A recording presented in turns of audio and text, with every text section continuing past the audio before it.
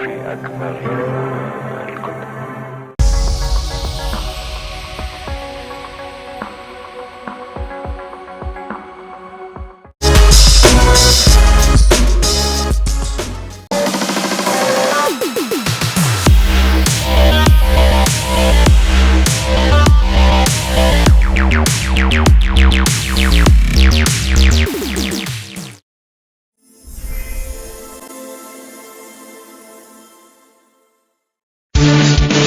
Congratulations, you have found the Lambcast, the official podcast of the large association of movie blogs, also known as the Lamb.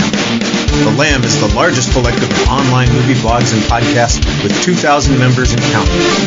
Every week on the Lambcast, various members of the Lamb community get together to talk about our favorite subject, movies.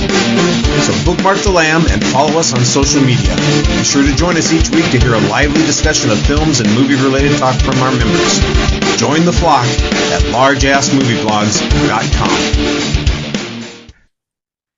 Hello, everyone, and welcome to episode 806 of the Lambcast. I'm your host, Richard Kirkham, and this week we're talking about a new movie and perhaps a revival of hope for cinema in 2026. The Earth has been threatened by asteroids and aliens from space, nuclear and biological disasters, heavenly apocalypse, and climate change.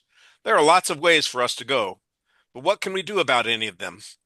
Some movies are stories of survival, some are elegies for what we will lose, but occasionally we get stories about hope, and this week's science fiction extravaganza from directors Phil Lord, Christopher Miller, and author Andrew Weir postulates a friendship as the duct tape that repairs the universe before humanity and others go away forever.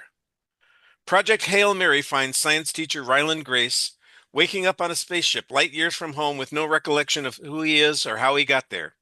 As his memory returns, he begins to uncover his mission, solve the riddle of the mysterious substance causing the sun to die out, and he must call on his scientific knowledge and unorthodox ideas to save everything on Earth from extinction. But an unexpected friendship means that he may not have to do it alone. Well, we have our own friends helping us out in talking about this movie. Fisting our bump from Great Britain is our pal Tony Cogan. Yeah, thanks for having me on. You're more than welcome, and we're glad to have you here. Grumpy, angry, stupid, Howard Casner. How long since last sleep? Question. Words of encouragement, Richard. More words of encouragement. Putting the knot in astronaut, Lisa Leaheey is with us. Jazz hands statement. And watching us while we sleep is Heather Baxendale-Walsh. Thumbs down statement. Thumbs up statement with my thumb down. Well, the film has gotten off to a promising start with great box office weekend and a solid cinema scores. But as we've discovered on The Lamb, just when you think you have the solution, someone comes along with another problem and you feel like you're starting over again. We'll find out if this is a happy ending at the end of Act 2 or a plot complication in Act 3 that throws all of the progress that we've made into doubt. We're going to start with our general thoughts about the film, stay spoiler-free for a while, but we'll let you know when we pass that line and start talking about things that really would affect the plot. Would that Obviously, be the Petrova line, Richard? Yes, that's it. Clever girl. That's the different movie, Heather. We believe in cross-pollination here, not a problem. All right, we're going to get started here with our general thoughts about the film. And you know what? I've seen a couple of people who've talked about it. And as usual, Lisa has ideas and thoughts. So we're going to start with Lisa. What are your general thoughts about Project Hail Mary? Yeah. Thoughts, opinions? Yeah, you might have one or two. A few. Andy Weir is an auto-buy author for me. I read The Martian years ago. I loved it. It's laugh out loud funny. I read Artemis, his second book, which is good. Production happening now, so I'm hoping they can kind of put a little oomph in it for the movie. And Project Hail Mary was my favorite read in 2021, the year it came out. Also narrated by my favorite audiobook narrator, Ray Porter, who puts the most incredible spin on anything he reads. I have actually been known to search by him and then pick a book based on him reading it. So I cannot impress upon you enough how wonderful he is. Please read him. Also check out 14 by Peter Kleins. Anyway, um, this book is absolutely divine. I offer it and The Martian as choice reads in my senior literature class. I can't say enough about Andy Weir himself. I am jealous that a buddy of mine gets to meet him next week at a Chicago Comic Con. Yeah, Nice. he's in your area. He's in Chicago. So, Heather, if you want to take a drive, I'm very frustrated that I don't get to meet him. But I did get to meet Ray Porter, and he signed my book. We're not here to talk about the book, though. The movie The Martian has the most spot on casting I've encountered in film. It was just marvelous to see that movie and be like, yup, perfect, yup, perfect, yup. I mean, every single character. Here, there were fewer characters to really get into. And I was actually a little unsure about Ryan Gosling because I pictured Ryan Reynolds as a Ryland Grace. Oh.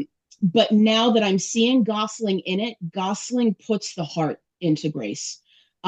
He's a little cuddlier than Reynolds is. I think Reynolds always has a smirk in his personality, and not that that's a negative, but I think that Gosling has the big human lovey eyes kinds of things. Like he's got that innocence, he's got that wonder, he's got that insecurity, I guess. Like he's got some humility to him, where I think Reynolds is sort of like, I'm here and I'm going to fake it till I make it.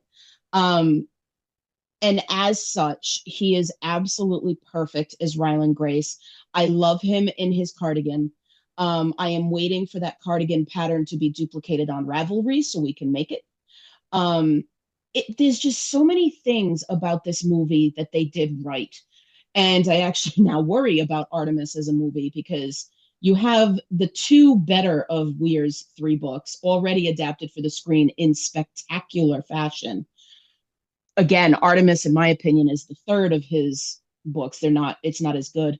What I think about Project Hail Mary, I am thrilled. I am over the moon about Rocky. I think he is absolutely as wonderful as he is on the page. They did it right in puppeteering him and not CGIing him. I think that would have taken a lot away of it. And I am delighted. Like I feel like I've been using that word a lot lately for various things, but there is no better word than delight for sitting in this film, having tears in my eyes more than once, and not where you would think. Just such a pleasant experience, wonderful on the big screen. I'm satisfied, definitely. Well, satisfaction doesn't sound like is sufficient to describe your enthusiasm Yes, about that's this. fair. You're above that, well above satisfaction. Very happy with what they've done here. Tony, let me give you a chance to chime in on your general thoughts here. So yeah, my general thoughts. So yeah, I watching The Martian in 2015, absolutely loved that film. Matt Damon was completely robbed at the Oscar. I know that was Leonardo DiCaprio's year, but Damon should have easily walked away with all the acting was for his performance. And yeah, then read the book, love that. It's one way it needs like with Andy Weir's writing, you need a screenwriter who just gets the tone of Weir's writing, and the balance between like the technical side of it and his sense of humor. And Drew Goddard's script for both Martian and now Project Hail Mary, I don't trust anyone other than Drew Goddard to adapt Andy Weir now because he's just knows exactly how to capture Weir's tone. Actually, with Project Hail Mary, the book, yeah, I read it last year. Really enjoyed it. I didn't enjoy it quite as much as The Martian. There were a few points where it got just a little bit too technical for me, and I will admit there are a little bit of points where I was struggling to keep up with all this scientific jargon. And but it's one where I felt a film would really like help streamline it and you put some of that jargon into visuals, help it more understandable and easy to view. And again, Drew Goddard's come back and writing it again. And I've just been really interested for Phil Lord and Christopher Miller to have a film again. It's been 12 years since their last directorial effort with 22 Jump Street. They've been like often arts without them being done to do solo and then getting fired and Ron Howard coming in and their work as producers and writers on the Spider-Verse films. And so it's just good for them to see them back in the director's chair. And yeah, I really enjoyed this film. I will admit, right now I've already seen it twice. I saw the IMAX, sorry, both in standard format and in IMAX. And if you get the option to see it in IMAX, do so. Like, sound format looks great in IMAX. It's incredible visual experience. I agree. Like, Ryan Gosling is he just fits Ryland Grace the same way that Matt Damon fit Mark Watney. And talk about all the casting for fitting the parts. Sandra Hüller is exactly how I imagined Strat when I read the book. It's every inflection of about her character performance. It fit everything I had in my mind for Strat. And also really like that they didn't get a distracting celebrity to voice Rocky aside from that little bit when they're first setting out voices, and they actually had the puppeteer do the voice. It allows the movements of Rocky to fit the inflection of the voice more naturally than if it was a distracting celebrity appearance. And yeah, this is it just gets Weir's writing, its tone, its sense of humor, and I just had an absolute blast watching it. All right, well, there's another enthusiastic response to the film. Let's see if Heather also is enthusiastic. You know what? If she is, I'm not sure we'll be able to contain the show. I know. I can't hold back. And why would I? Oh, I'm going to use so much of what Lisa said because Big Shock Lisa and I are on the same wavelength here. I also came into Andy Weir's verse with the Martian film, and it is one of those movies that the more I watch it, the more I fall in love with it. The better it gets each time. There's always some little nugget that I get to enjoy, or the parts that I already know I just love more. And there's just so much great character work. And to make someone like me interested in science is always an achievement. Crichton was really one of the only big guys who could do that, particularly, writing before this. So to have another guy, especially now that we've lost our beloved Crichton, come in and go, "Hey, I see you guys."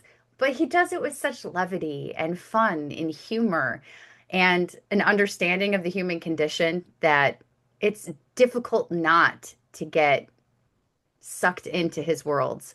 I read The Martian right after, and it was good. But then I listened to Will Wheaton's audio, and it is delightful. Highly recommend that. Also, like Lisa, Artemis was great. I did the audible on that one, which was done by Rosario Dawson, and she was great too. I am very curious how that one's going to be realized on the screen. I'm sure they can do a good job. I have a lot of faith after now seeing Project Hail Mary. Lisa has championed the audiobook to me now for a couple of years, and I saved it for when I was in a dark, dark place. And I listened to it, and it's beautiful. It's beautiful and lovely and interesting and compelling and just sucked me right in. There is a scene in it where I literally was in my kitchen cleaning and I sat down on the kitchen floor and I just started crying. And it was happy tears. And I haven't had that experience much in my life. So to experience that about 4 months ago, and then to jump, which I was already concerned about Ryan Gosling being cast also. I don't dislike Ryan Gosling, but I never picture him in a role. He's a weird guy. And I don't mean that as a negative. He's also incredibly diverse and has a wild range. And I think he was perfect. I think he was absolutely and utterly perfect. And if they didn't get Grace right, this movie wouldn't have worked. He has to carry it the same way Damon did in The Martian. And he was spectacular. Grace is not a perfect hero. He's not the just rise to the occasion. I love that early on. He even mentions it himself. I'm not the rise to the occasion guy. You're looking at the wrong man. I love that there's that similar structure that you get in movies and storytelling where the expectations feel like they should be the same, but there's almost a fourth wall that's being broken, like this, addressing the audience, going, "Hey, this is what you're expecting, but this isn't what you're going to get." You might, but you do in a way that's so different that it doesn't feel like we're following the same steps that we had so many times before. And throwing Grace also into the amnesia. I know that that's a trope people don't like, and typically I don't either. I think it works spectacularly for us as both the audiobook and the film, where as the viewer or listener, we are learning with the character. We are learning about the character too, and we find that there is some darkness to him.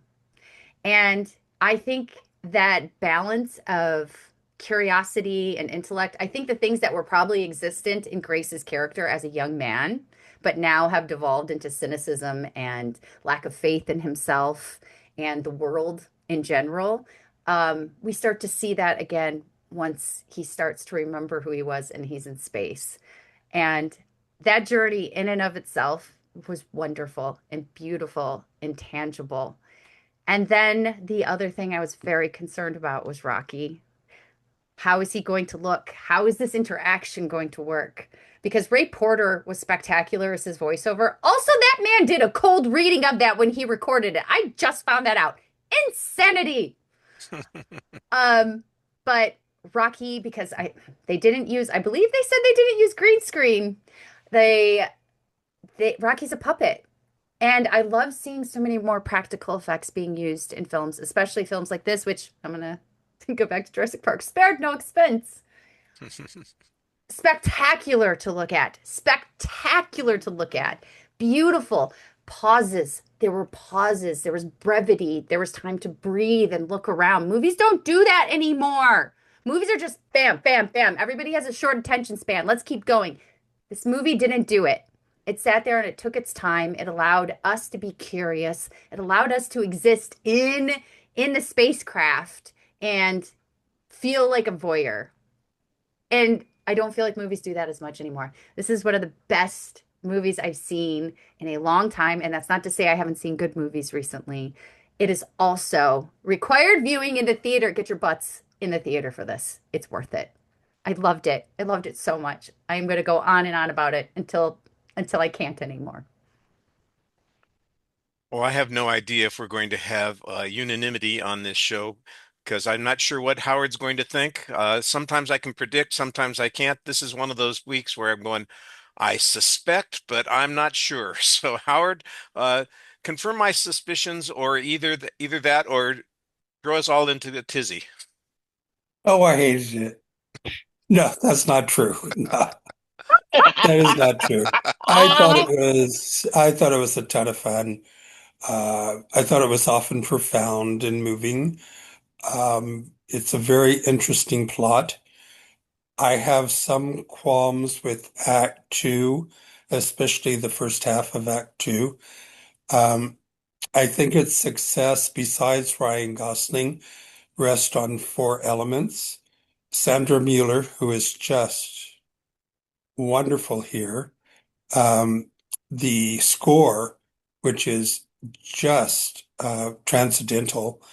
The puppeteering of Rocky, and spoiler, Meryl Streep. She really can. That was so good. Yeah.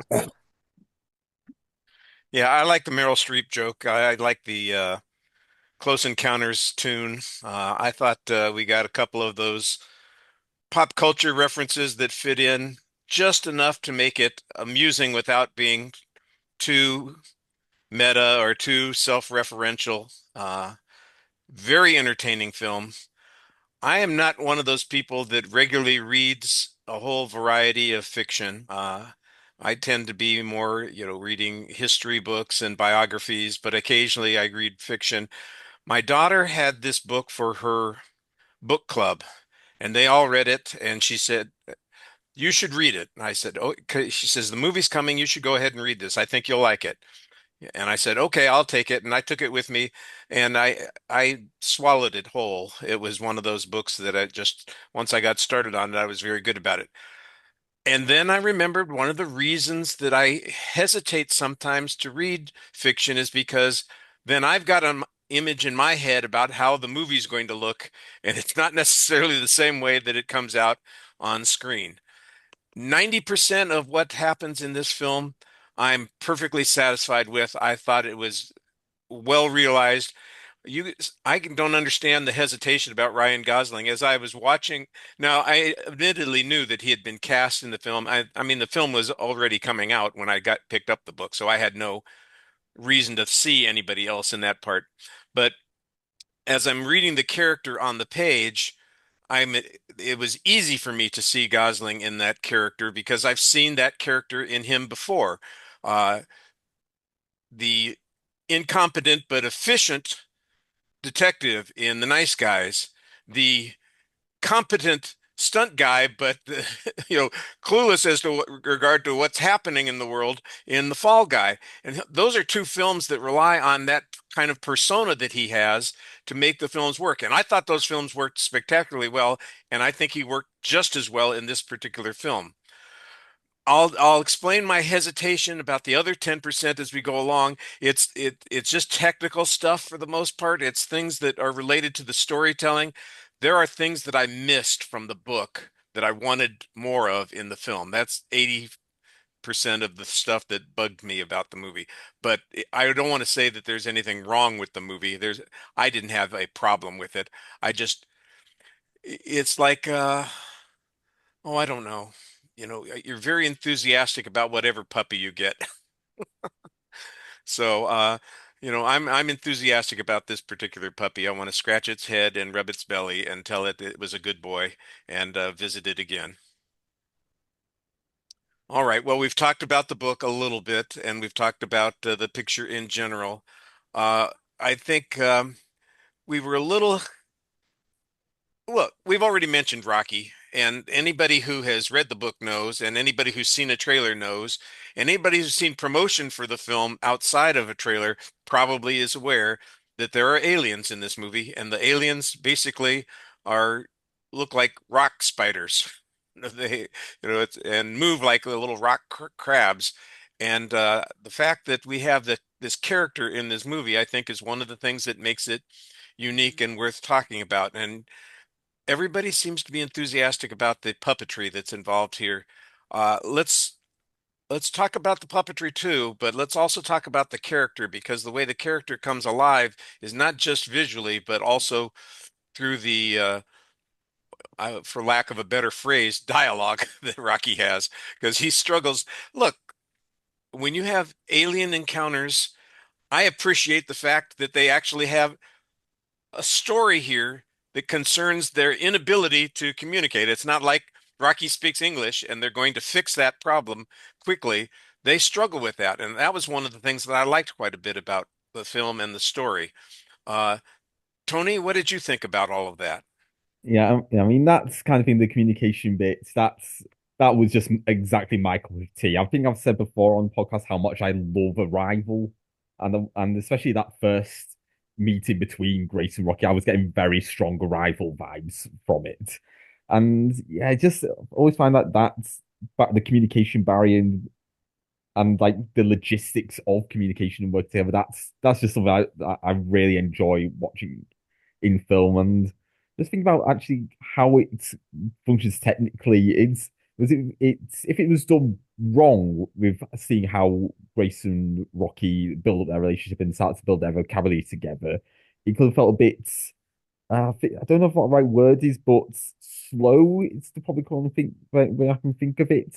It's like if it's done badly, right, it creates a sense that you hear Rocky in his native language, then we hear the translation. But having it do that, we just hear the translation. That allows that back and forth between Grace and Rocky that worked so well on page to come across on screen really well.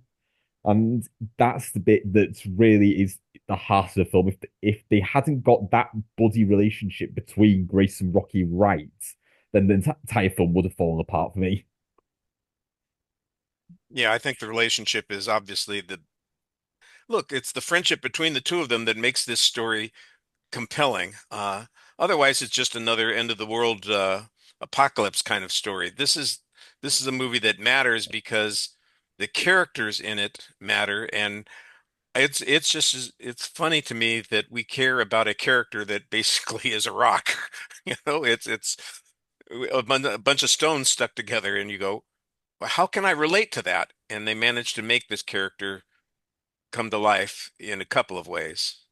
And also, if you want like this, the more another version of like the like trying to save the sun, we've already got we've got sunshine for that, and this give and having this blood relation being the core of it gives it something unique rather than just being like another piece of something like sunshine. Yeah, and we can talk about the mission a little bit in a second too, because I do think that that was one of the things that I was a little iffy about, that I think they needed more of in the film.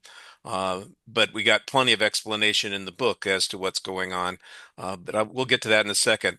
Lisa, you've been very quiet and patient while we've talked, which is unusual. I'm trying not to interrupt No, people, Richard. no, and I appreciate that. I want to give you a turn to talk about Rocky and the things that we've been talking about, the communication issues, the way the characters portrayed on screen. Uh, what's satisfactory to you? Is there anything that you thought you missed from the book? No. So the thing is, I did not reread it. So having read it 5 years ago, a lot of the details are gone. So I'm not looking at it this time with, oh, well, they left out this scene and oh, they left out that character. And they've hit all the major plot points here.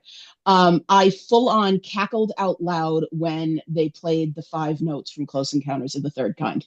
I was so excited to hear that. I was like, yes, thank you very much. It was like, I think that was one of the things that brought tears to my eyes. Like, it was just this lovely little nod. I love when, cute little Easter eggs, fun little, I know who has come before me, and I'm going to make sure I throw a nod their way because without them, I wouldn't be here. And you know that these filmmakers are fans of it. And like Tony's talking about Arrival. You have to go to this miscommunication. What's it going to be? I love that both of them scare the hell out of each other. I love that. I think that that's great because, you're talking, Richard, about, oh, we're communicating with a rock. As far as they're concerned, we're this overgrown thing with limbs that we can't manage.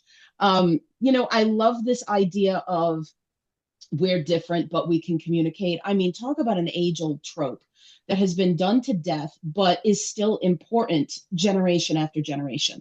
We need that kind of, I don't speak your language, but I'm going to work to understand you kind of message. Yeah, it's an alien. Yeah, he's a rock, but he's got limbs. He can work. There's wonderfully funny moments. He has dress blues. Yeah, Yeah, I mean, like, he's He gets got a markings. celebration outfit. I love all of these elements. I love the explanation of it, like his planet has a certain gravity level and, it's not he has to be a rock because that's what it becomes when you live on this kind of planet. And just this concept of fist my bump is just fantastic. There's so much character in Rocky, and I love that sequence when they're going through the different voices from the computer, that he has an opinion about what he sounds like. I love that he's not just some robotic random thing that automatically speaks English because of course they do. Like, of course he wouldn't. But I love that it's one insecure nerd finding another insecure nerd and they have to work together. I love his excitement. I love when he comes rolling in that little gerbil ball and he's like, "Oh, what's this? What's this? What's this? What's this? Like, I'm good. What's this? Why is it so messy? Why are you like this is incredible." Like the He does the amount. full Jack Skellington. Oh, I mean, he's such an adorable, curious little guy. Like they've already got the plush that you can pre-order. I found on Etsy a couple of people who are selling models of him, and I found my favorite one, and I've already ordered it. I need a desk buddy. He is absolutely merchandising from here to next Tuesday. I mean, people are going to order Rockies because they're adorable. Um, and you know what? I'm good with that. I'm okay with, friends of mine are comparing him to like E.T. I see this movie as the adult Flight of the Navigator. He's Ah, Max. He's Max, and the yeah. two of them finding their way together. Max finding his voice and being like, "This is the one that works for me." Rocky finding his voice. This is the one that works for me. Knowing damn well what they were going to name the planet because obvious, or naming naming the planet for Rocky's mate, which of course is Adrian. Like these kinds of little things are just, this is what you do when you find somebody new. You find ways to connect with them, you find the things that work. And yeah, while today's teenagers aren't going to necessarily know the five notes of Close Encounters, the adults they're with or people in the room may react and they go, "Oh, that's something I may need to look up." And it'll send them back to those movies. It'll send them back to Close Encounters. It'll send them back to Arrival. And that's what I love about going to the movies and seeing things. It's that social aspect. It's that, how do we bring things together? I mean, like Heather said earlier, all these movies are so like flashes and quick and this and that, and this one takes its time. And I think we need more of that taking time and just kind of figuring things out story. Howard, do you think they took enough time to make this character real? Well, yes and no. Yes, definitely Rocky is steals the movie in many ways. Um, he is a wonderful character. I love when he goes through and he's running into everything while complaining about, well, it's so messy here, and what is this, and what is this?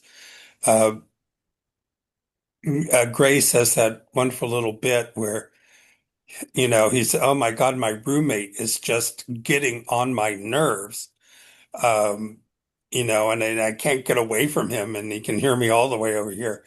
The only issue I had, and this is a problem in movies generally, is the passage of time is very hard to dramatize. And I did think that Rocky, or the communication between the two, really happened too fast. It would take a lot longer. Even in Arrival, after all the time that passed in Arrival, they still hadn't found a complete way to communicate. Now they have plenty of time. They're not going to get to the planet and everything still for a while, but um, so I understand that. But I did think that happened too fast. But yeah, thumbs up for Rocky. The only other thing about Rocky is that after it's over, I realized that the movie makes the claim that there are only two civilizations in the universe because only two of them sent a mission to this planet. I don't know if I I thought, well, agree with that. Yeah, I Yeah. mean that's that is interesting. that is one thing in that the book gets into a bit more detail is that those signs that had that where the civilizations were advanced enough to be able to find a way to get to the planet to Town City to solve it, but not advanced enough to solve it them to have automatically have a way to solve it themselves. It's there is the implication that there are others that could do something, but they're just not there or don't have the same capabilities. That's true, but that's why I did say civilization, not life, Mm. but civilization. Because only two places had the wherewithal to get there. So I thought that was kind of interesting. Um, but it's not a big deal. It's just a thought I had. Heather, do you have thoughts? I have so many. Let's see if we can keep them straight and organized. It won't happen, but we're gonna try.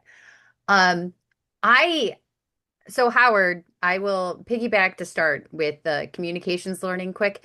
They did learn it much faster than they did in the book. It took a much longer time. In fact, one of the things I did like about the book, and this would have been difficult to do on screen. This was the part that I thought was probably going to be the most challenging, is showing how they learn to communicate with each other.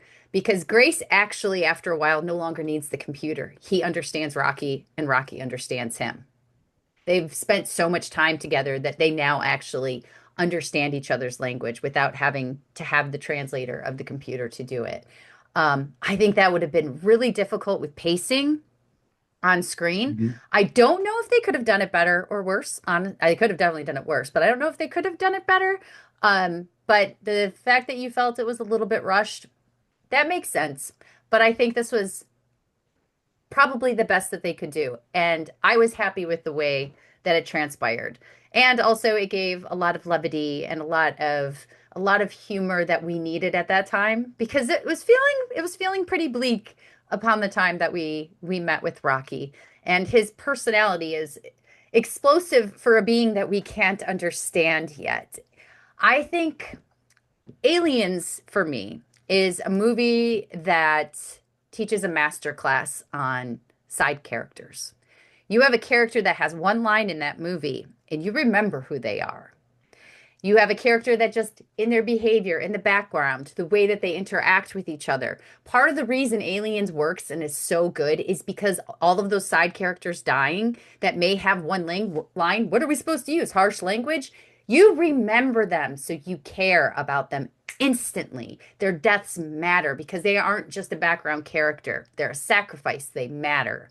And I we get that with Rocky instantaneously. There's nothing about his physicality that's intimidating. Just like Ryan Gosling, even with his giant wrench, Grace sitting there holding him while he was walking away. But the physicality of both characters, both Grace and Rocky, being afraid, but I think Lisa had nailed it, or maybe it was Tony with how curious Rocky is. Um, that's one of my favorite qualities of his character. Just like a childlike almost curiosity. And couldn't we all use a little more of that in life? It felt like freedom almost. Normally I like order, and when characters come in and start smashing things up and messing things up and screwing up the order in a film, it literally gives me anxiety. In this case with Rocky, I was like, yes, yes, look at him. He's such a slob. Get him out of his depressive state. Kick his butt. Get him back in order. It was what we needed, and it was also exactly what Grace needed. And after Rocky showed up, and both of them are also sole survivors. They have the survivor's guilt, both of them. That connects them on a much deeper level than all of the humor and the outward stuff that we're enjoying. And and I think that was the first thing. Like one of the big moments I felt between the two of them was when they both realized that they were the only ones left of their crew. And to actually feel the sadness that Rocky was experiencing with just by his brief lines of Rocky couldn't fix them. I cried. I bloody like tears. I had Yep. little tears. And I Same. knew it was, yes, Lisa, and I knew it was coming because I just did the book. And Yep. still, oh, it cut me deeply. So you have this like beautiful back and forth of all of these like just human emotions coming from a rock spider. I don't quite know how they did it, and yet I do, and it still seems almost like magic. And that concept of watching him sleep, right? That idea of, I mean, they do, Rocky does not have what we perceive as like a face, and yet you see his emotions. Like that's what's cool about this. I mean, Richard, you and I talked about this when we watched Good Boy, and Yeah. this idea of how humans will project emotion onto non-human things to see their emotion, right? And this whole kablow of we need to get this dog a best actor nomination. It's like, well, no, the dog didn't actually do anything. You did that work. We're doing it to a rock. And it's amazing because we can see his emotions and how he holds his shoulders. Does Rocky have shoulders? I'm going to say yes. But that concept of his panic when Grace is going to go sleep and Rocky's like, but wait, I can't see you sleep. You have to sleep here. And how like he has made this connection and he's so desperate not to lose it. And you know how Grace does watch him sleep and you get that funny moment there. But that whole element of, you know, the way a cat acts, like a cat is going to protect you, a cat is going to watch you, and this is what Rocky's doing. I think that made an extra element for me. It's lovely. It's so lovely. And then you have, and I loved too the way that they dissected each other's differences, like Rocky being, and this is great in the book too. I'm going to keep saying in the book. I can't help it. I'm sorry. I'm not sorry. Uh, is when they're discussing how they eat, and he's disgusted by Grace. And they do not go into depth in the film with how disgusting what Rocky does when he Yeah, eats they is, minimize that. Yeah, I think which that was a good choice. I agree. That was a good choice for the You, film. you want people to not to throw up their popcorn. Exactly, exactly. But like Lisa said though, like showing these like basic differences just in between us, like, oh, we have a lot of these similar things, but we do them differently, and yet we still can connect. And I think it's done in silliness here, but I think that's a really good lesson for everyone to learn anyway. And also things like how things like objects and tools that we have just don't quite translate the same way to different cultures. Like the tape measure is the perfect example for it. Like, like how does a series that doesn't have eyes know how to work a tape measure? And it's those kind of little things that you wouldn't necessarily think of straight away that show the amount of detail that Andy Weir and Drew Goddard all put into knowing how best to present the communication issues. Yeah, the visualization of Rocky's absence of vision is, I think, the thing that I was impressed with when it came to the way the character was portrayed. Look, obviously the puppetry thing is great, and I'm all for that. But there are other characteristics to the character that are problematic, like the eating thing. I think they made the right choice on, limiting going into that in more detail. That was the right choice. The fact that Rocky doesn't have eyesight because he doesn't have eyes is an important part of the story. And how do they resolve it? They show us how the kind of sonic sensory issue that he does have could work in allowing them both to interact with each other. Uh, and I thought that they visualized that on screen pretty effectively. The whole thing with the clock not working because there wasn't really any difference in the oh, there's a word I should be able to come Like up with. relief, like the Thank you. That's 3D it. There element. wasn't Yeah. any relief to the numbers, and that had to be taken care of so they could make that comparison and make it mean something. I thought that was very valuable, and that kind of gives us a sense of why they do have to struggle this way, and they showed it on screen much more effectively than I think than I was expecting. So Yeah, that was one of the things that I was very impressed with in the movie. yeah, and also another bit I love about that is the tool Rocky had to create sound from visuals, and that was a really great visualization of how Rocky could see the world. And he also got a bit of effective foreshadowing set up on paper. As the first lesson we see from Grace in the film is about the texture of sound, and Exactly. Hmm. Yep. Little foreshadowing that we got there. Yeah. Chekhov's sound waves. Hmm. Well, See, science, and we're learning, and we're learning. there you are. At an eighth grade level, How dare which you? I How dare, loved. I by the way, loved which Grace is Middle most of School. us probably need, Yeah. I mean, Heather because brought we it up forgot what too. we learned in the fifth grade. It was the same context as like reading Michael Crichton, although I would argue Michael Crichton is even more technical and Yeah. your brain kind of has to adjust. Andy Weir's technical writing is just like you understand it well enough. Do I need to be able to explain it to someone else? No, but I also don't feel like an idiot reading it. Um, and watching it here, I think they did a pretty decent job of putting it together enough where yes, this is science, and like Mark Watney says, we're going to science the f out of this. And I love the concept of he's this brilliant mind. He has like these incredible ideas. Rocky has these incredible ideas, and yet you have that moment when Rocky is sending him, before we know Rocky is Rocky, sending him a message, and it goes way too fast and it ricochets off the ship, and then the next one comes so slowly. Grace goes, oh, he thinks I'm an idiot. And it's like, yep, well, we all would be in that place. And it's just such a wonderful moment of levity where we would all probably say the same thing. Be like, yeah, I'm a moron. All right, give me time to catch it.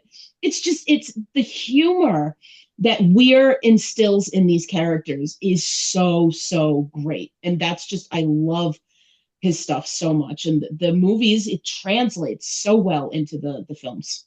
It really does. And the thing is, too, I feel like a lot of times when we see, I love science fiction. It's my favorite genre to watch. It just is. I love it. But it's proof too that adding that humor in doesn't actually ruin the tension. It doesn't it doesn't destroy the rising action. It doesn't kill the stakes. In fact, I think sometimes it escalates them more because you get wholly caught off guard at times. You feel that laughter and that joy in being present. And I think that's one of the things that this movie does exceedingly well too. And that's part of the slowing it down. It is taking moments to just look at the ships, to kind of investigate. Like in the beginning, when Grace is exploring the ship, I loved that we got to explore the ship. So you get to feel so present in the moment that when you're experiencing these funny moments and the levity, you have a sense of safety that somewhere in the back of your mind, we're still stranded in space and the planet's dying.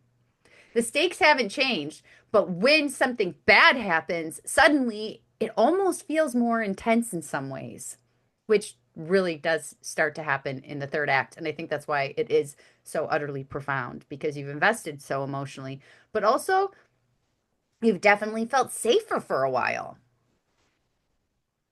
Well, we spent some time here with Rocky in the Hail Mary and his own ship. I thought maybe we could spend a little bit of time talking about Grace before he gets on the ship, which is told mostly in flashbacks. And his story, I think, is an interesting one. And there are elements about it that I thought this is where I had a couple of problems because I think that they underplayed, and it's probably something that you have to do because it's a film. In reading the book, look, I whenever I was overwhelmed by some technical issue, I just kept going because it wasn't, I knew that that wasn't going to be something that was going to be necessary for me to be able to do in order to read this and appreciate the story. I'm not doing the math in my head as we go along, but I missed the math in the movie. I didn't think there was enough of it, and that felt to me like this is a character trait that Grace has that really needed to be emphasized a lot more in the storytelling. At the beginning of the film, there's talk about how he uses math to do all these things in his class, and then there's all the math that goes into his original thesis that was, rejected by the rest of the world, but is the reason that he's brought to the attention of the group, the project in the first place. And then, of course, when he's, if there's a criticism that I have of the in space moments, it's in the opening section where I think that we miss how dependent he was on the computer picking up his ass and putting him back into bed and getting through that whole process because his brain is not functioning the way it should be after being, basically comatose for the long period of time that it was. And that's when he starts using the math again, because that's the thing that's fundamental to him. And he knows the math is the way he's going to be able to communicate with Rocky. Also, numbers are fairly universal, If you can count, you can figure it out. And he knows that. And it just seemed to me like there were places where I know for storytelling, you can't watch somebody say out loud all of the steps that they have to go through. But I think I needed that a couple of places where it would feel more like he's solving the problem out loud, thinking to himself, so that we could understand why it is that it's a problem, and not just, well, let me get on the computer, let me just go to the whiteboard and put up some equations and say, there's the answer. Because frankly, we're going to look at those equations and go, huh? How did you get there? Why does it mean those things? And like I said, I missed who would have thought I'd miss math? I mean, you're making me think about Good Will Hunting. And there's a reason, I promise. And like this giant equation that's on that blackboard in the hallway, and how, Will Hunting is figuring it out. I had friends in high school who were checking the math, because these are the people I'm friends with. It's the kind of thing where I took one look at that thing in that movie, and I would take one look at the equations he's doing here, and I go, Cool. I trust you, and I'm going to move on. I can understand why certain things from the book were cut out of the film. The film is 2 hours and what, 40 minutes long? It's a Yeah. long movie. It's a Yeah. long movie already, and you're taking it down from 500, 600 page book.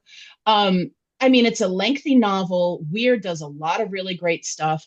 Again, I think we have to go back to Jurassic Park, this idea where there's a lot of science in the novel Jurassic Park, and they have to kind of bring it down a bit because if you put too much of it in there, I think you're going to lose audiences. And I think people are going to be like, this science fiction is too sciencey for me.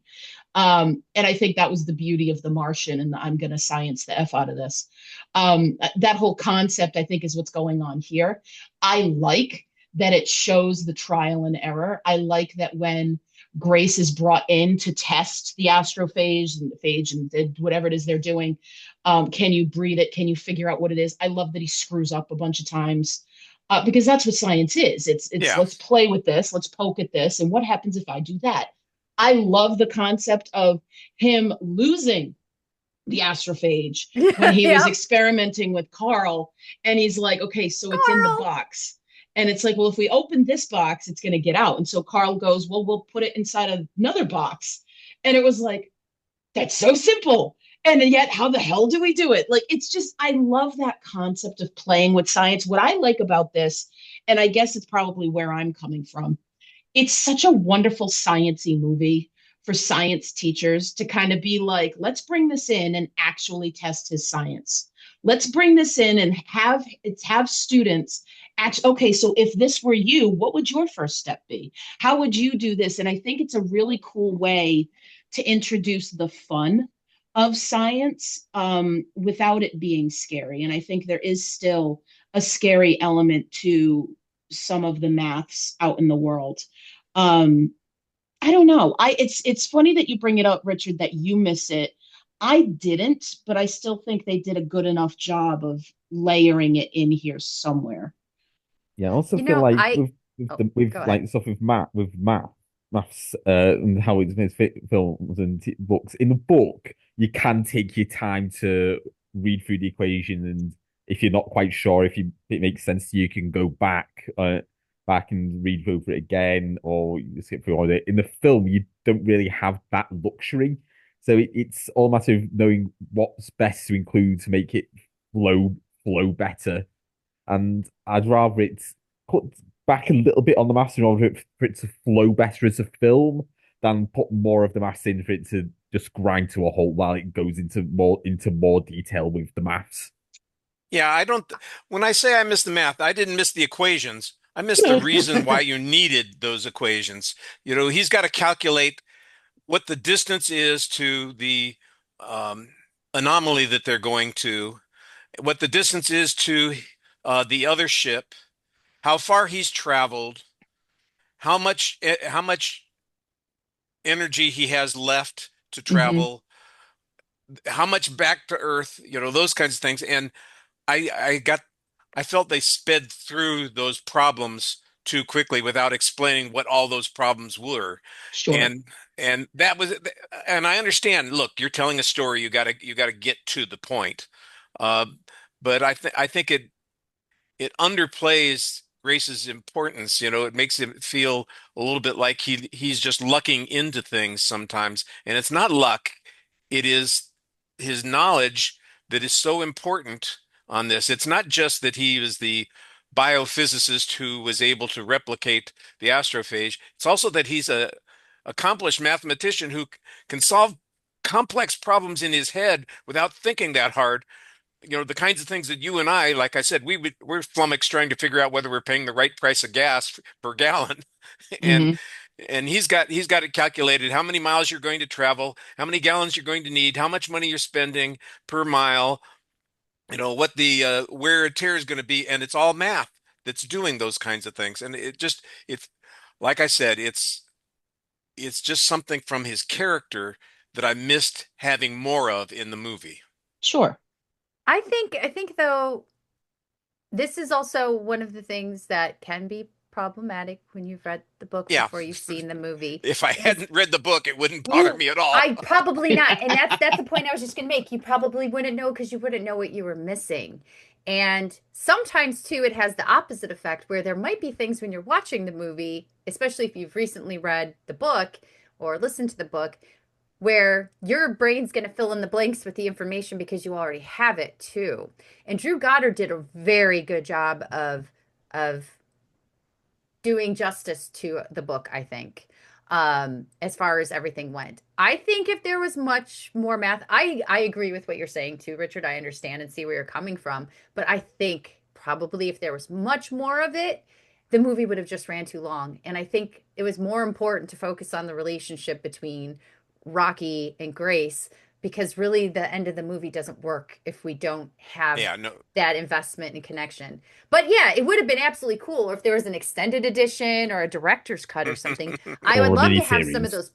those. Yeah, yes, I would love to have those pieces on it. But frankly, that is why I was worried about it getting adapted on screen. I loved The Martian, but I'm like, I don't know how they're going to do this one because there was so much and I didn't want anything to be left out. So I get what you're saying, but I think it works. It's hard to be objective when you've read the book before though. Yeah, well, I wasn't saying that it didn't work. I thought they You just accomplished missed what they it. need. Yeah, it was just there was a space there that felt like it needed to be filled with something in my watching it, which that's you have expectations when you've got something else to compare it to, and that's what's going on. I read the book. I literally read the book, within the last 3 weeks, in anticipation of the film. And I'm not in my daughter's book club. By the way, just that's what she is doing this afternoon. She's taking her book club to see this movie. Oh, I They all love I that. love it. they all read it for their last book, and then she said, "Well, let's go see the movie." Yeah. So they're doing that this afternoon. All right. Well, what else did you guys want to talk about? I forced you into this conversation about things that were missing. What did you want to talk about that I haven't focused on? I think one thing also on Silence with the scenes on Earth, it's just the technical matters for it, with mainly the different aspect ratios used, like so doing the more like standards, like widescreen aspect ratio for Earth, and then the full that proper full screen experience for the scenes in space. That's one reason why I'd recommend watching this in IMAX if you can. There's that shift to IMAX, especially when we get to see of Grace in the Petrova line and with the infrareds and goes into infrared. It's beautiful seeing it in IMAX, and it gives the scenes in space this extra sense of scale and weight and beauty that's as a great contrast with what we're seeing. An endorsement IMAX. By the way, I was thinking about this not because of this particular movie, but for some other reason it popped into my head. 15 years ago, when these things started being described as IMAX theaters, I was very resentful of it because I knew what an IMAX theater was, and these were not IMAX theaters. Now, every theater that is designated an IMAX, they do have a different size screen, so you are getting a different aspect ratio, but it's not the 7-story monolith that we were looking at when we So would that's go what to I've the got. usual Yeah, we have a few of museum. those here too. We Yeah, have there Oh, are our we some. have one in that. Michigan right down the road from me, so it's pretty ginormous. So we have the IMAX that I can't watch because it makes me queasy. It's just too much. Oh. And again, here we go. The last IMAX movie I saw was when they released Jurassic Park in IMAX. And I started getting queasy and I actually shut my eyes for a good 5-10 minutes because I needed to see the Tyrannosaurus Rex sequence in IMAX. I'm like, it was so worth it to me. But I absolutely got queasy watching it. So I saw Project Hail Mary on what my local theater calls the X Plus Theater. Yeah. And it's, slightly bigger screen than the other theaters. But they've got like super Dolby digital surround sound. They've got enhanced visuals. I can't remember what the company name is. But like additional colors and super high def. And like they're supposed to be like subwoofers under the seat rows and you get the extra rumblies. So that was cool to get to see and like the extra enhanced sound. And I'm with you on that, Tony. Like, this is definitely a film that's worth seeing. Like, you can't watch this on your phone or watch this like on an airplane screen. Like, it's one of those films that's so worth it just to be fully immersed in it and get to see the spectacle that it really is. Well, even the sound was magnificent. I think Howard mentioned the score as well. Hmm. There was a couple points, and it's not overt either. But it had like the same when I think of sound that I love or score that I love, I always think of Bear McCreary and Battlestar Galactica, that really primal like thrum. And I felt that a couple points here, and it was the first thing I thought of because it was still that like primal thrum, but it was a much lower scale, and it was often in the background. And it was just as the action was starting to rise, just as the stakes were starting to peak. And as they did, it was so gradual, but I could feel it. And and I know we don't talk about sound a lot on about films, but it's so incredibly important because it's so immersive. And because we don't think about it, we embrace it subconsciously most of the time, I think is really what happens.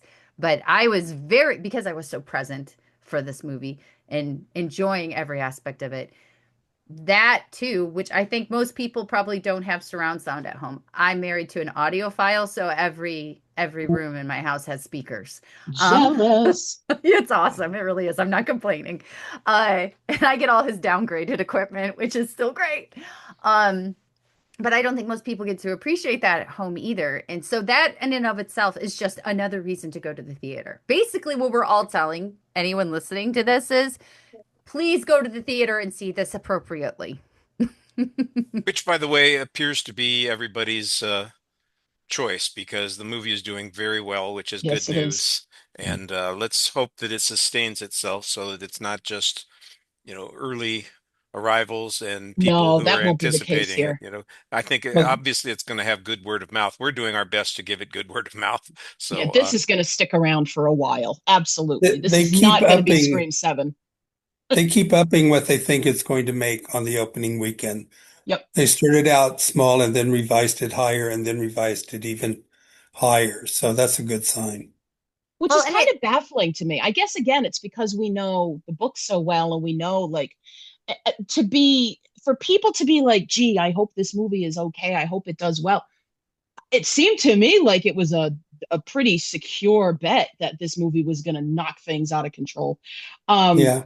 but yeah, I'm happy that it is. I mean, it's such a great movie. I have friends contacting me saying, "Hey, is this okay for kids?" Yeah, go see yeah, it with kids. Hey, by the way, like ET, there's a slightly sad spot, but you'll be okay. All of these kinds of things come out, and it's just so well done for everybody at every age. I that's think, by exactly the what I way, was going to that say. we've reached a point where we could say the spoiler wall is down, and we can talk about other things in the movie that maybe you've been holding back on. And I see Heather's nodding her head enthusiastically. She has things that she wants to say. So the rest of you are all static. So she gets first crack at this.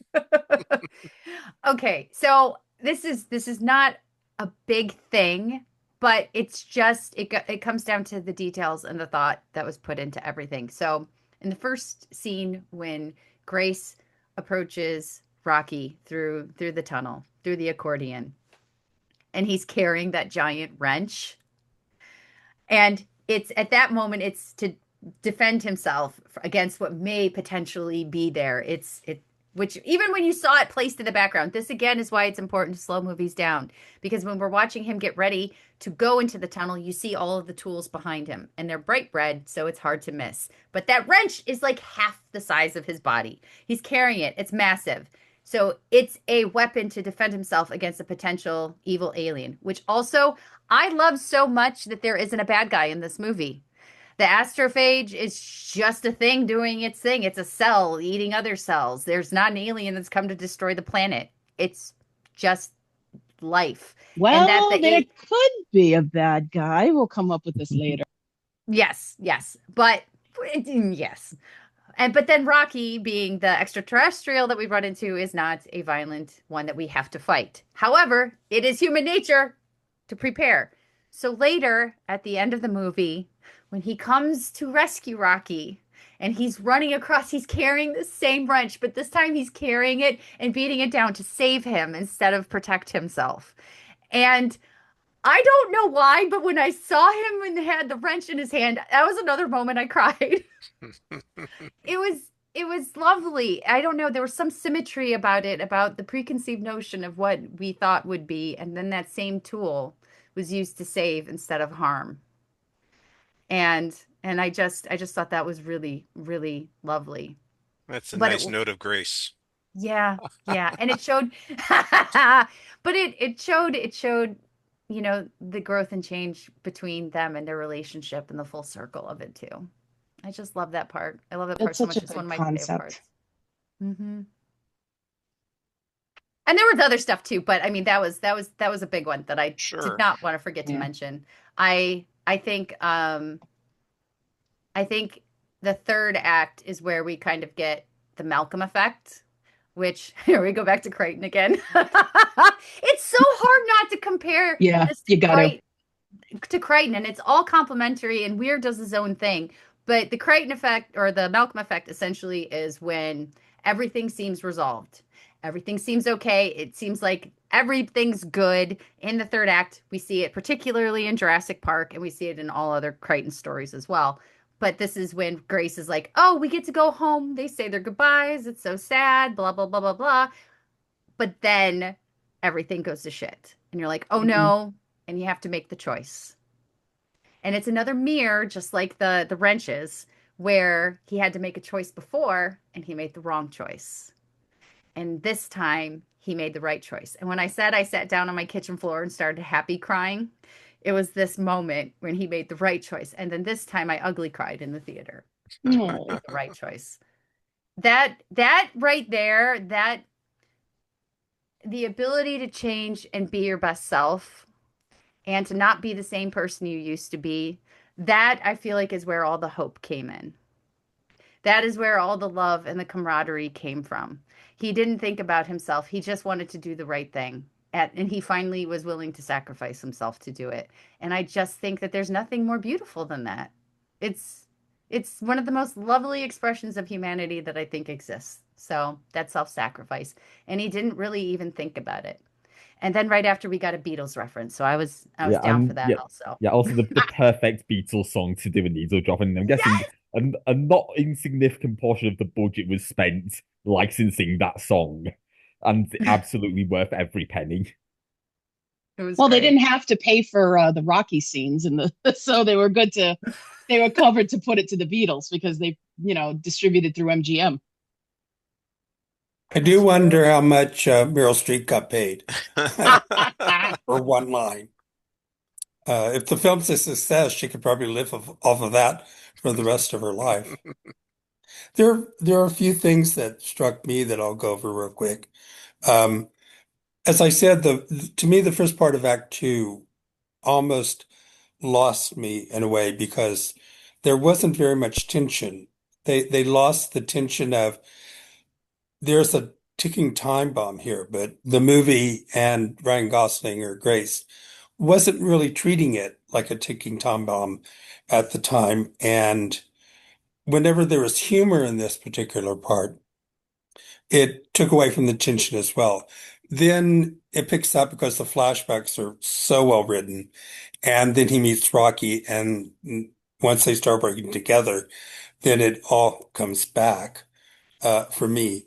There are two plot turns that I thought were going to lose me, two kind of cliches, and both of them, they found a way to make them work. One was when Rocky saves Grace, and you think he's dead. And I hate it when they make you think someone's dead in a movie, and then they turn out to be fine and alive.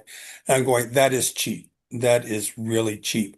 But here they did it where, yeah, he was alive, barely, and you didn't know if he's going to come back. And that's what made that work for me. The other was when he was in the office, Grace was in the office with Sandra Mueller. And I thought he was going to have an epiphany, the cliched epiphany, and decide, yes, he'll go on anyway. And then I realized, oh no, they're going to make him go. And one of the reasons why that worked is I would have done the same thing. They just had no choice. This was the only thing they could do was to abduct him. Um, I'm going to predict at least 4 Oscar nominations. Really? Picture, because there's 10 slots for picture. So picture, best adapted screenplay, best music, um, best special effects. Then maybe some things like set decoration, maybe in sound. And I also want to commend one of the emotional high points was Sandra Mueller singing The Sign of the Times, which also matches her, which pretty much matches her singing The Children Are the Future in Tony Erdmann. She does have a beautiful voice. Apparently, that's not in the book. From what I understand, it was Ryan Gosling's idea because he heard her sing and said, "Oh, we've got to have her sing in the movie." That was one And of the also, additions that I thought was really valuable in making that character work on screen. She's so stern and seems like she is almost robotic. And in the book, she's a very authoritarian. Hmm. And yeah, because of the because she's not an English speaking character to begin with in the movie, I don't want to say it sounds alien, but it does sound, it's a little bit harder to relate to the same kinds of humor that are going on. And Grace makes jokes on a regular basis that she doesn't respond to. And you think, well, maybe she just doesn't have any sense of humor. Maybe she doesn't have a personality. And then we discover Well, that she's she supposed to be doesn't. German, isn't she? Yeah. yeah. We discovered that she does have personality, and I think that that is the way that it worked really well in the story, adding that karaoke moment. Yeah. It was Also, interesting to me that they decided to humanize her further. It's very Miranda Priestley in Devil Wears Prada because Miranda in the book is a demon on heels, hence the title. And here Eva Stratt is, almost you almost think there's like a romantic possibility. I Um, thought that too. I was wondering if they were going to go in that direction. I'm like, please don't. It's like, yeah, this is not the way to do it. But it's like, okay, we don't want, another Nurse Ratched situation, I guess. And, we need to not have this woman getting hate mail from people. And I don't know. I understand why it was added. I get it. I Howard, you talk about the situation when he's being forced to go, and it's almost like they set it up where we're going to let you say yes, but then when you say no, we're ready for you. And you end up with this comedic moment which is really not funny, where No. he's climbing the walls to get away from them. In the book, it's a lot worse. Like it is like Hmm. he was knocked out and thrown in this thing, and you're going. And she's much more of a villain in the book. Um, Absolutely. and yeah. it's like we've humanized her for this, and it's not something I have a problem with. I can see why, and I didn't look at it and go, "Ugh, I hate this." I hated the scene in The Devil Wears Prada where Miranda is broken down and crying over her impending divorce or whatever the hell it is. I definitely disliked it then. I'm like, don't humanize the villain, but again, Meryl Streep. Um, so of course you're going to. Here, it didn't bother me because I think it was a change that felt natural. It felt like, okay, well, she is in a position of power. She is in a massive position of authority where, yeah, like Richard said and Howard said, you kind of don't know where she falls, but her job is to save the world. And if she needs to force this guy on a spaceship to do it, she's going to do it. And that's just how it comes to it. So it's kind of like an acceptable change for me. It felt okay. It felt right. Yeah, I'm I with you on that agree. because they do cut out some of the more egregious actions that Strap takes in the book that were necessary for the survival of humanity. But outside that, I think those sort of like nuking Antarctica and paving the Mm-hmm. Sahara deserts for the astrophage farm. I think if you had those scenes in the film, it would have made Strat more ruthless character. But I don't think it would have let the the bit where she forces Grace to go on the mission. It wouldn't have quite had the same weight as it does here. I mean, it's and especially with how it's humanizing her. There's the karaoke scene. Yeah, that karaoke scene didn't fit with the image of Strat I had from the book, but it Right. does fit the Strat for the film. Yeah, and she wasn't as rigid. I felt like in the book she was definitely colder and more rigid. In the film, she just felt more pragmatic. She was doing what was necessary and willing to sacrifice and do what she had to do. And Mhm. even in the end, when she's pleading with him, going, half of the population will die if you don't do this. I don't want this either. Right. I don't want to do this to you either. This is not what any of us want, but this is necessary. And if I have to sacrifice you for the many, Yep. then this is what I'm going to do. And I don't disagree with her. Yeah. Whereas the book, I didn't necessarily disagree with her, but I didn't empathize with her because she was colder. I also didn't hate her in the book, even though she was she was very, very polarized in the book. There So was, since you guys have read it more recently than me, did she offer him like as much of a chance in the way she did in the film, or was it less? Well, you said no, sorry, you're going. Like I don't remember Grace having as much of a chance to agree first. oh, he definitely didn't have as much of a chance. Okay. And there definitely wasn't as much kindness Well, there either. there was a longer explanation about Yeah. why he needed to be the one because their alternatives were Well, not really, disqualified. yeah, not really practical, Sure. you know.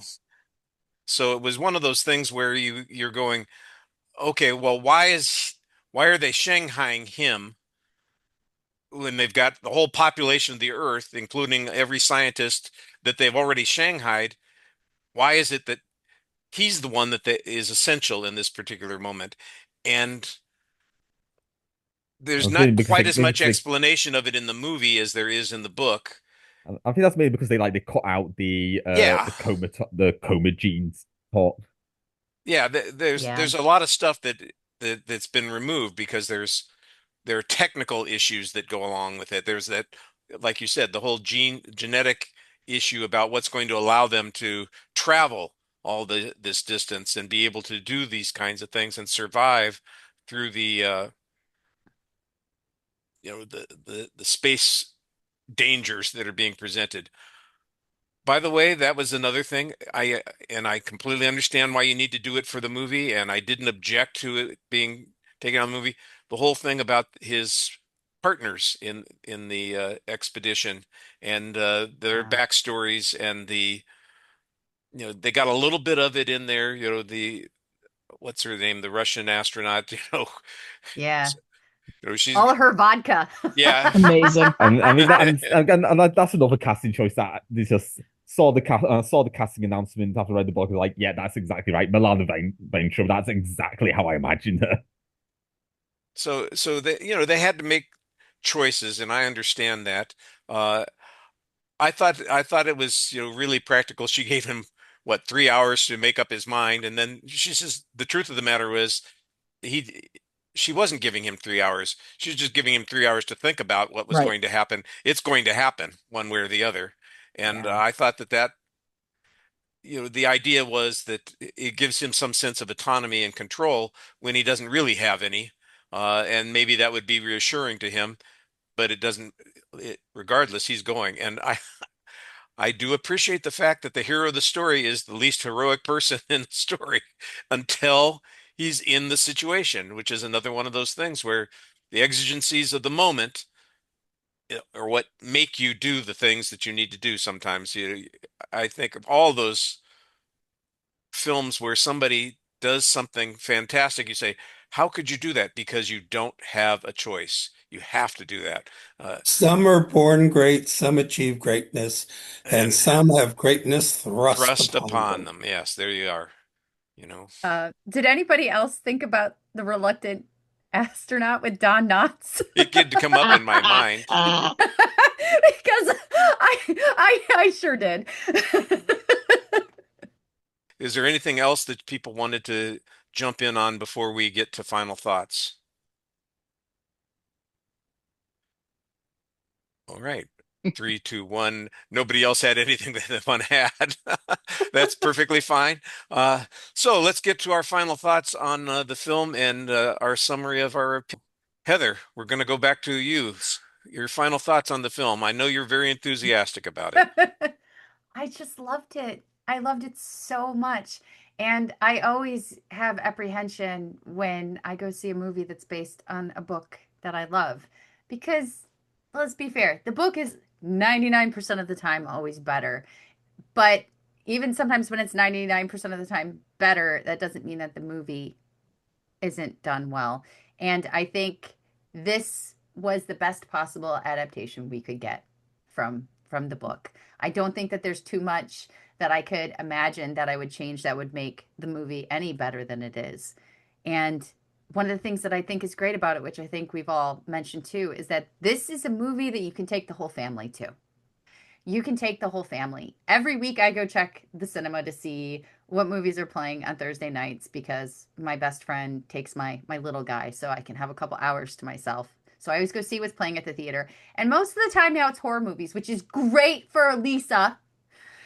But I don't usually go to the theater for horror movies. I usually wait till they're streaming to see them. So I don't see these big, giant, expansive, beautiful, thoughtful movies, especially science fiction.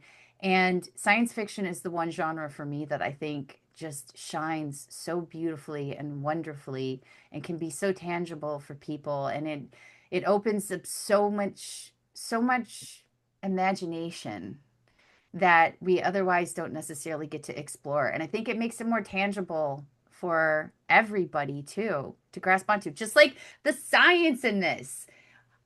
Jurassic Park it was for me that was like, oh, well, I'm going to start reading Michael Crichton books now. I want to know about quantum physics. I don't. It turns out I don't. But You're gonna get some Blake Crouch on your shelf.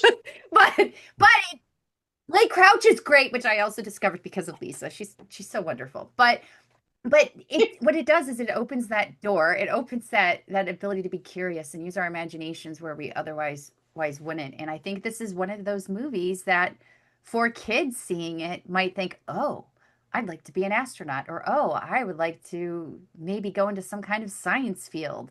And I Yeah. don't think there's a lot of movies that do that anymore. And then mixing in all the beautiful humanity involved. Uh, I just love Andy Weir. I love everybody who was involved. Ryan Gosling, I love being wrong about you all the time. Drew Goddard, you are brilliant. I'm not wrong about Ryan Gosling. I just never expect him to be as good as he is. Drew Goddard, you always show up and do well. I'm so wonderfully happy, and I just would love everybody to go see it. Lisa, Heather rode your wave on the way into the discussion. Would you like to ride her wave on the way out? Absolutely. Heather has wonderful waves, and we often share the waves. Yeah, like one thing that I was thinking about is, this concept of, the family movie and whatever. And the reason I identify this as like the adult Flight of the Navigator, I would love to see the two of them as like a double feature. Um, it just this concept of the wonder of space and this idea that astronauts are people who go into these fields because they have this childlike wonder about what's out there. And I love the idea um, that Grace does approach everything with curiosity, with wonder. And I just, what I really loved about this was this adaptation of a book that I absolutely adored and haven't shut up about for the last 5 years. One of the moments where I had tears was when we first saw Rocky. And I liken it to when that hideous adaptation of A Wrinkle in Time came out. And I first saw Mrs. Whatsit, Mrs. Who, and Mrs. Which on screen, and how beautiful they were and how ethereal they were. And it was in the beginning of the movie before I realized how awful the movie was. And I cried then too, because A Wrinkle in Time is one of my absolute favorite books of all time, childhood or otherwise. And to see them come to life on screen was just a magical moment for me. And it was the same thing with Rocky. Like, they got it right. And you guys know I don't watch trailers, so I haven't seen anything. And so I was worried, and just so happy that they got it right. And that, it's something that as a novel reader, as a book reader first on almost all of these things, you worry because they typically don't get it right. And when you get an adaptation that is so well done, not only as a standalone film itself, but also as an adaptation, it's rare. And so I'm really happy for Andy Weir. I cannot wait for his next book. I understand it's being worked on, but it's certainly not coming out this year. And just to see what comes next, because you don't get a guaranteed good read all of the time. And it's sort of just what we do as readers and movie viewers. And I like being able to see something and being able to recommend to somebody, you will love this. And it's nice to be right, but it's also good to know that you can hand somebody a title that they will love, and that it's not so black and white and who knows and subjective and blah blah blah. So that's why I think this movie is going to just continue to do exceptionally well for the next few weeks. Yeah, when I mentioned my suspicions earlier about Howard when he was going to be offering his opinion, it wasn't because of the movie, it was because of Howard. Oh, the Howard! Oh, we love Howard. Fair, totally And fair. and I almost believed him when he I said I did. hated it. I'm I like, did. no, I was like, I don't want to fight with you today, Howard. I really don't. Howard. So we just gave him the out and he took it, thank goodness. Tony, how about you? Your final thoughts on the film? Yeah, I have to echo everything that's already been said. This is a brilliant film. Like, I love the Martian, and it's just great that Andy Weir is another who's two for two great adaptations. We've had like a writer with Drew Goddard who just gets his sense of humor, his heart as well. I think it's that heart that is really what was needed. If that heart wasn't there, if the relationship between Grace and Rocky wasn't done right, this would have been a disaster. You wouldn't have felt the same emotional core that you got with with the book. It's changes things around, simplifies things where needed, and I will be. I'm going to be honest. There's part of me that that prefers the film to the book. It's just more of a personal preference thing, just the way it's paced, the way it's saying that just some parts I just think the film does it that bit better. It is going to be hard for me now going back and read the book and not imagining reading it with Ryan Gosling and James Ortiz's voices in my head. And that's the thing, right? When you get a great adaptation that just fits the character, it just makes you think of everything when you read it again in the voices of the actors. And yeah, and also great they've had directors who just nail that the sense of scale, scope, and wonder that Andy Weir's created. Like with The Martian, you had Ridley Scott, and just with Ridley Scott, let's let him do sci-fi. I don't want to see any more historical epics from him after how bad Napoleon was. Just have him do sci-fi. That's where he always shines. And with this, Phil Lord and Christopher Miller, I'm really glad that they've now got a film from them again. It makes me this is even more than anything more makes me really wish that they'd stayed with Solo. I know that there were those behind the scenes issues that led to a lot of the crew cheering when it was announced that Lord and Miller were fired, but I do still wish we'd live in a world where they were able to finish Solo the way they wanted. Um, and yeah, they just everyone involved in they just get it. It's just done right. It's you get the scale, you get the wonder.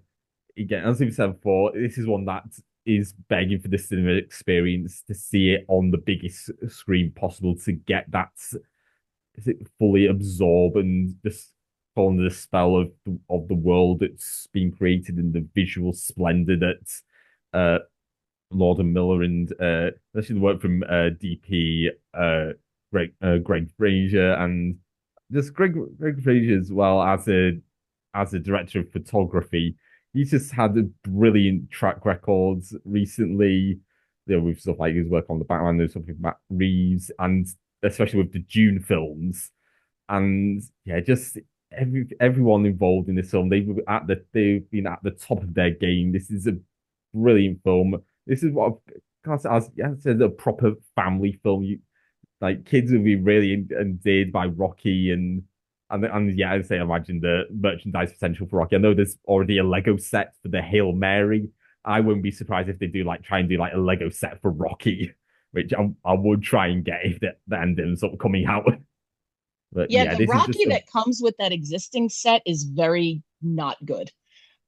So I hope they fix it because I looked at that Lego set and I went, okay, let me check it out now. And no, it's all about the Hail Mary itself. It's not about Rocky. And so I think they missed the mark on that. Oh yeah, merchandising. I just think it's nice that the Lord and Miller directors are being mentioned as Legos after yeah. their previous accomplishments here. Of course. I think that's great.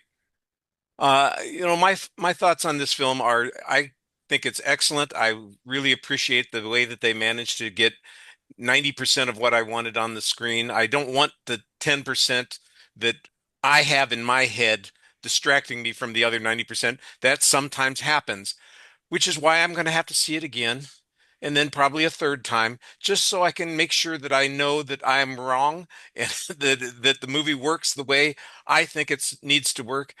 Everybody else is very satisfied with it, and I'm satisfied with it as well. So I don't want my minor complaints to take away from anybody's expectations. I think you'll find that this is a terrific film. It's one that everybody can enjoy. And once again, everybody has said it on this show, and I will continue to scream it at the top of my lungs.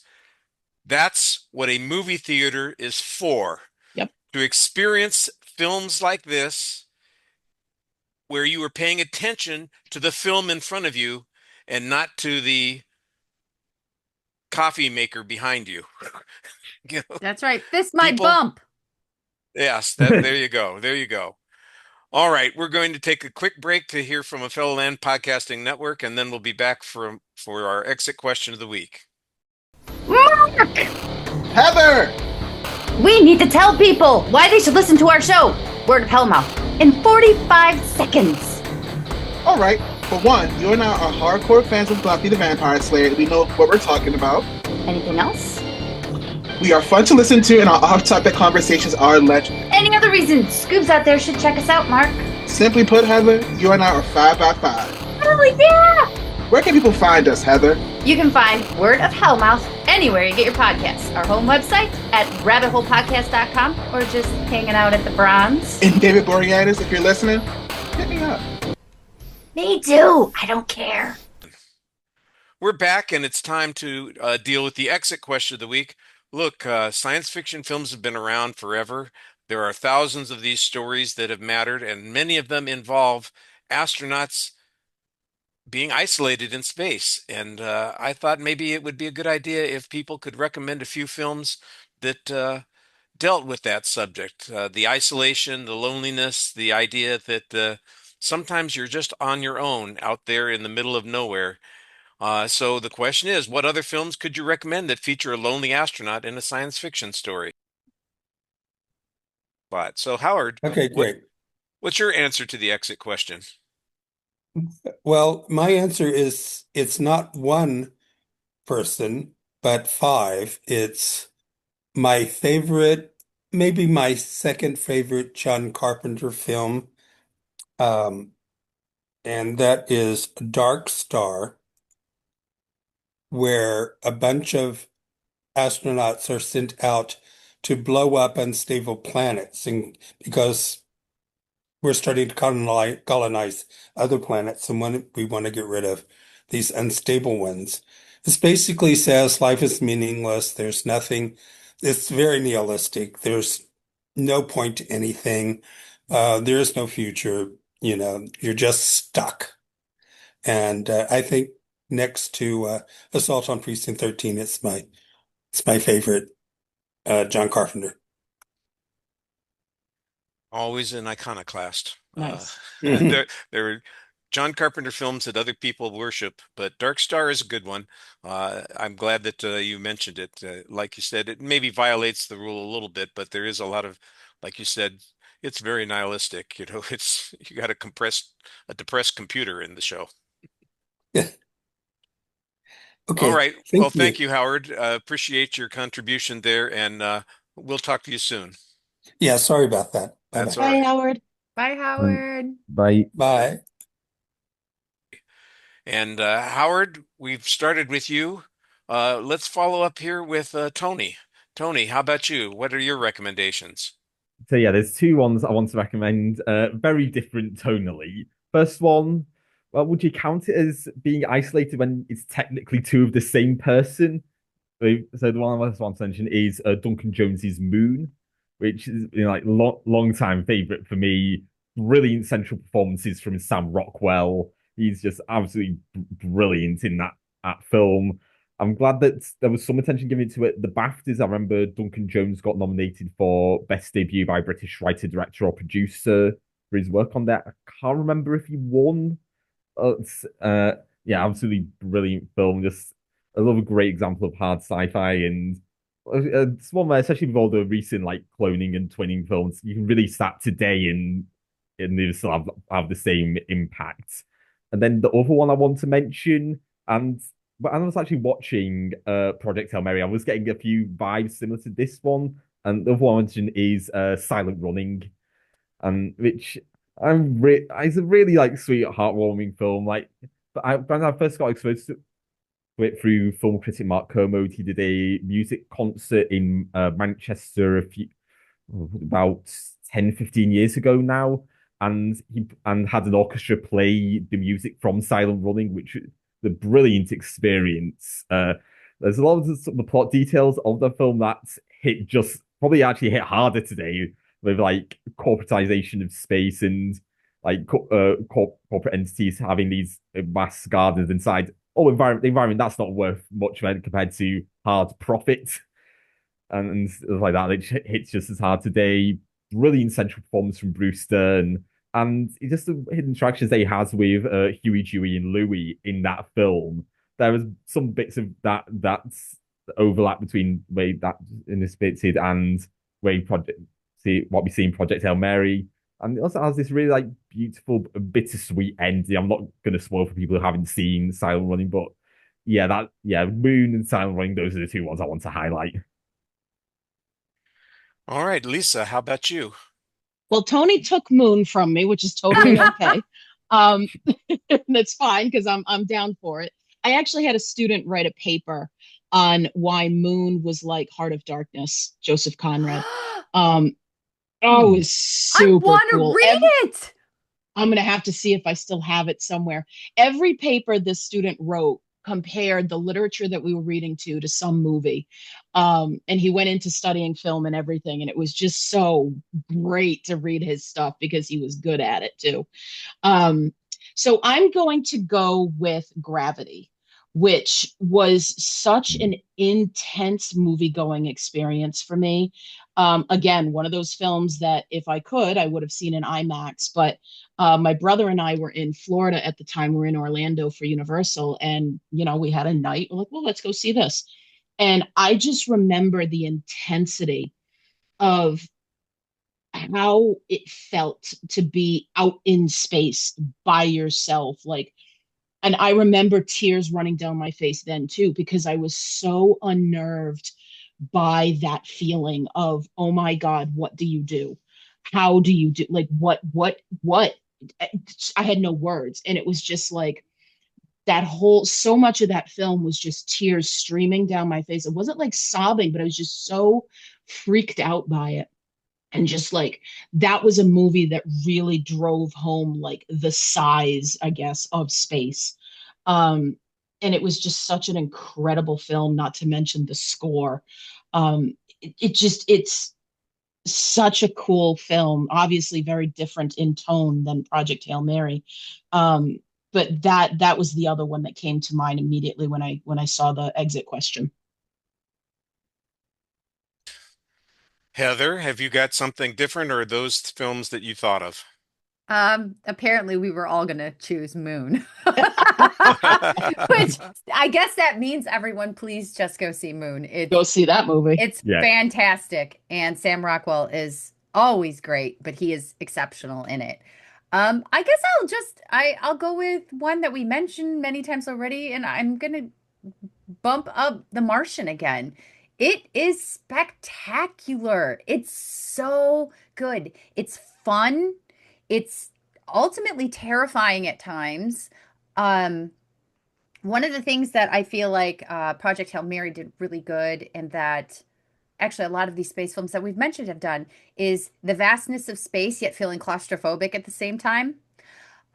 I feel like The Martian did that very well also. And if you like survival films, this is a survival film in space. So for me, I was having all of my favorite goodies at once. The performances are wonderful. I think Lisa mentioned how incredible the casting is. I don't know that there's many films that have been better cast. Maybe Lord of the Rings. I can't think of anything else. Um, and it's just it gets better every watch. It gets better every watch.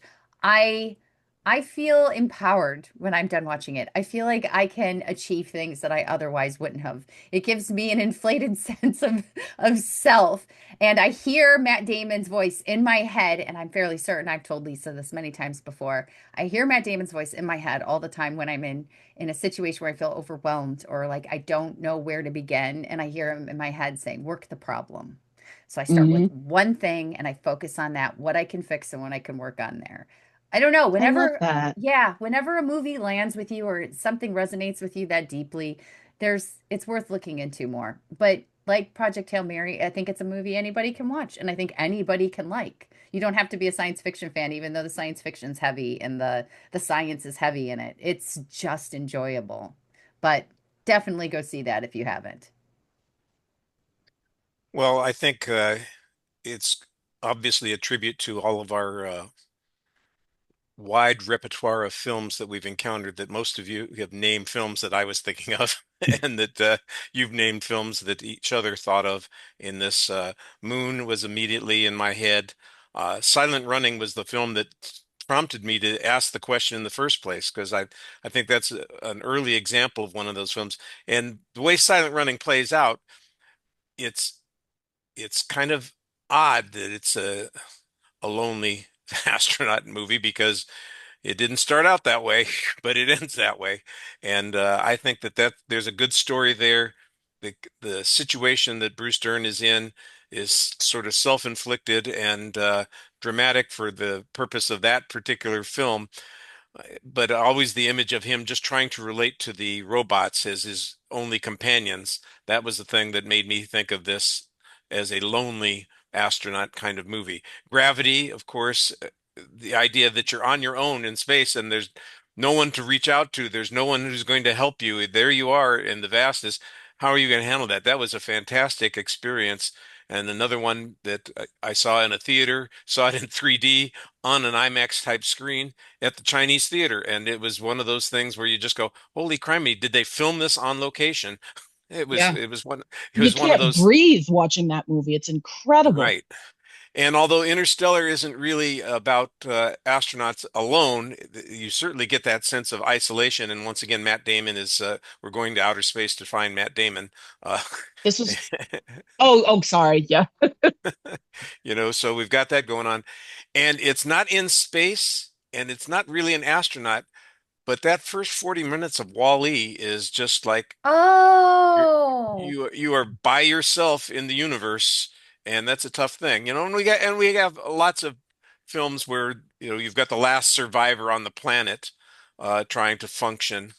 Uh, but because it does go into space in the second half of the film, I'm willing to cheat a little bit and throw it in here as an example. I don't have anything against it. It is apparently not a very popular film. It didn't do that well, but I thought Passengers offered a great moral dilemma too. The idea of how long can you endure loneliness without violating somebody else's life, basically. And that's Hmm. it. Yeah. It was an interesting concept, and I think it represented some of the the issues that you would face in a circumstance like that. I like the story very well. I thought it was executed pretty well. I only saw it the one time, so I can't remember everything about it, but I do remember that it didn't do very well, and I'm not quite sure why it didn't Yeah. connect with people. Yeah, I think with Passengers, I'm in the camp that thinks if they'd have switched the order of Acts 1 and 2, it would have been a better experience. All right.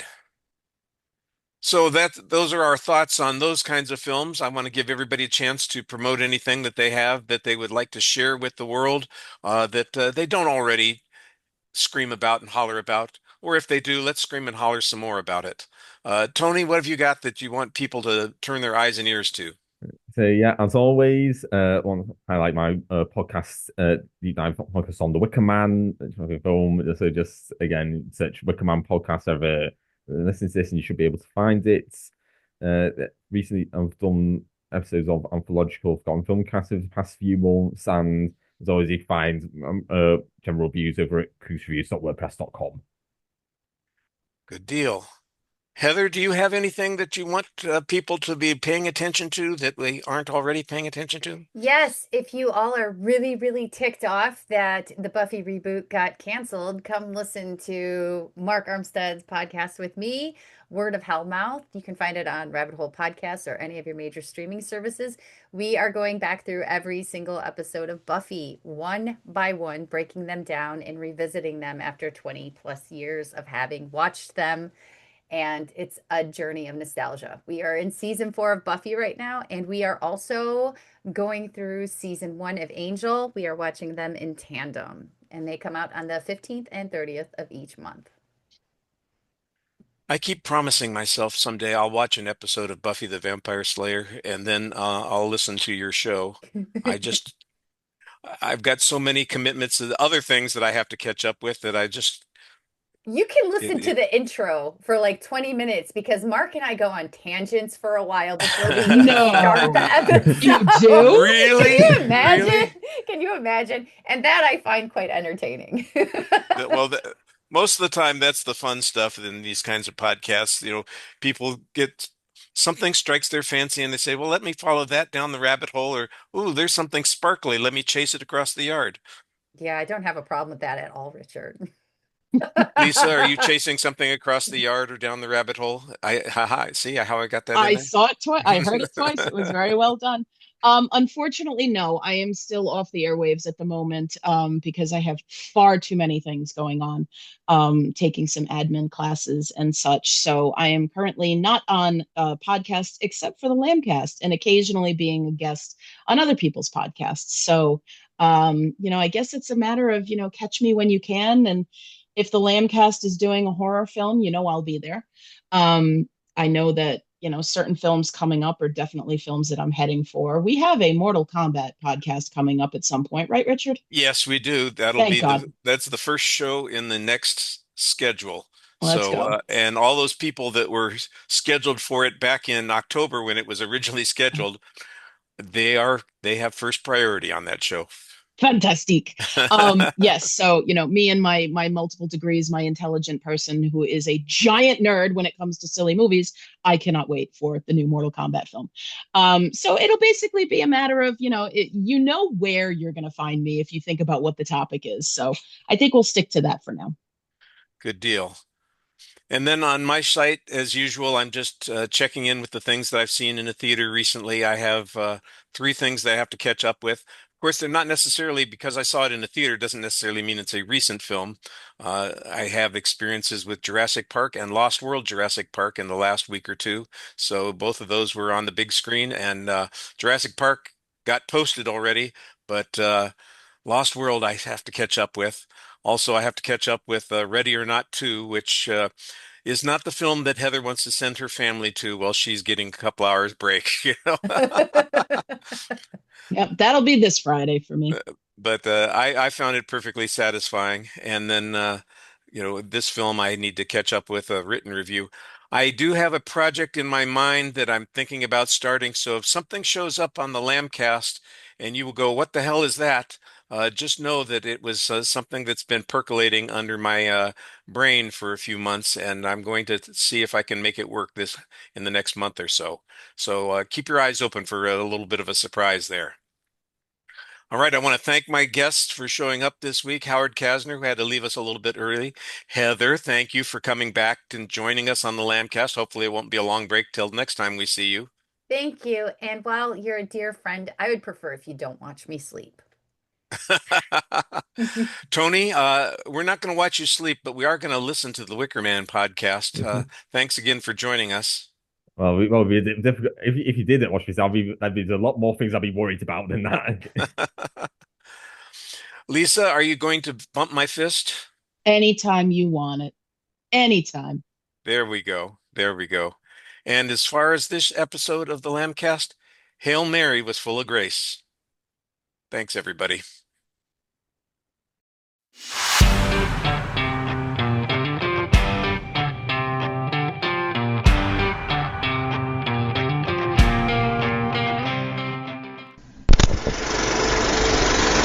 You've been listening to the Lambcast.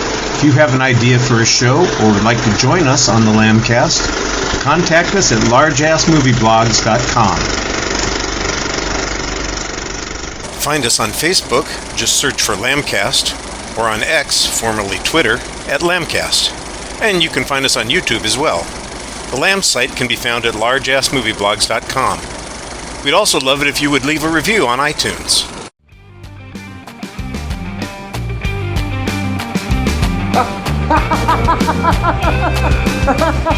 It's over!